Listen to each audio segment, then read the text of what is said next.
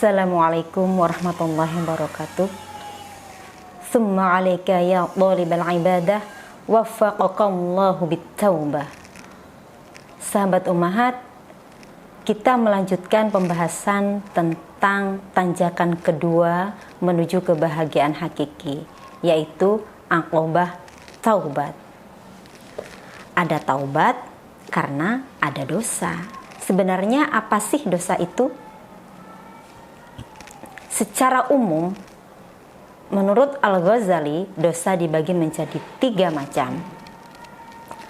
Pertama, dosa karena meninggalkan ibadah yang diwajibkan oleh Allah Subhanahu wa Ta'ala, seperti meninggalkan sholat, puasa, zakat, kafarat, dan ibadah wajib lainnya.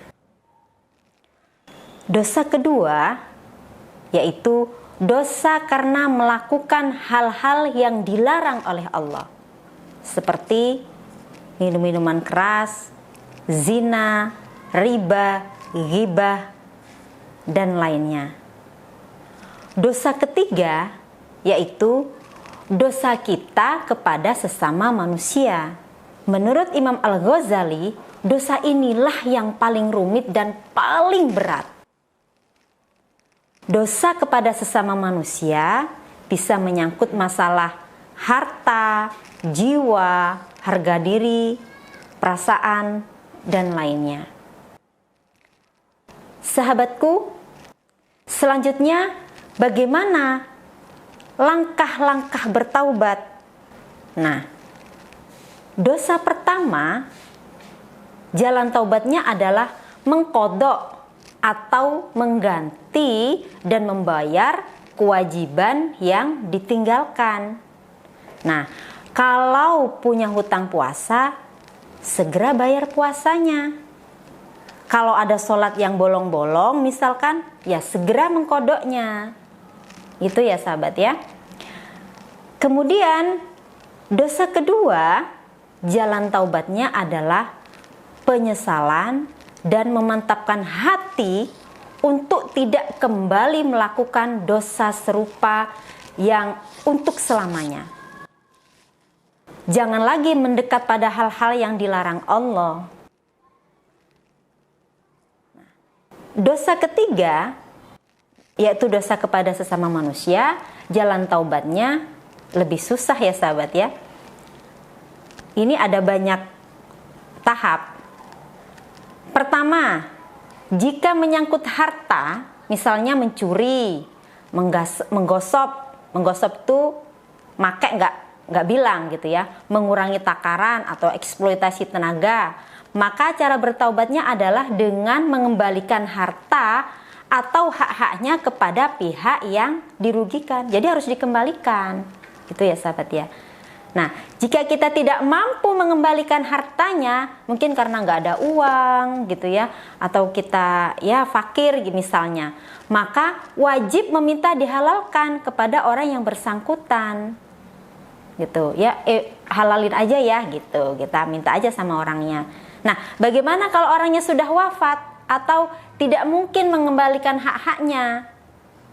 Maka menurut Al-Ghazali, kita bersedekah yang pahalanya diniatkan untuk orang yang kita rugikan tersebut gitu.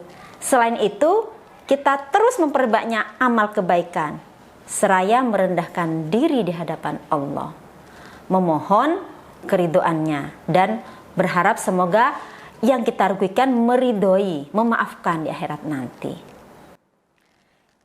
Kedua, dosa yang menyangkut jiwa. Misalnya nih, membunuh, menciderai gitu ya, tabrakan atau apa ya gitu ya. Maka kita harus memberi kesempatan kepada korban atau ahli warisnya untuk merealisasikan kisos, yaitu melakukan pembalasan atau memaafkan, memohon maaf. Jika hal ini tidak dapat dilaksanakan, maka kita kembali kepada Allah dan memohon agar orang tersebut meridhoi kita pada hari kiamat. Yang ketiga, bagaimana dengan dosa ghibah, memfitnah? atau menyebarkan berita bohong, ini kan menyangkut harga diri ya sahabat ya. Ini kalau ghibah itu yang paling sering lah ya.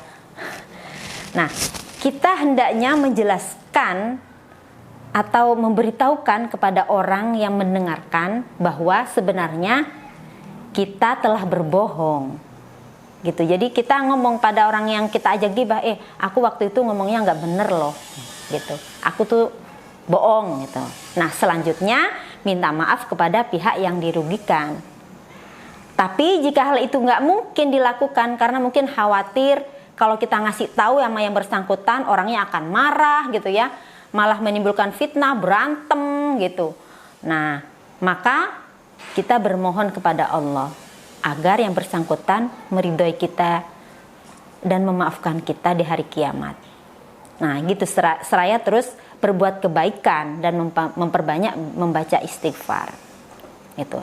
Ya kalau bisa sih meminta maaf ya, kita berusaha meminta maaf kepada orang yang dirugikan.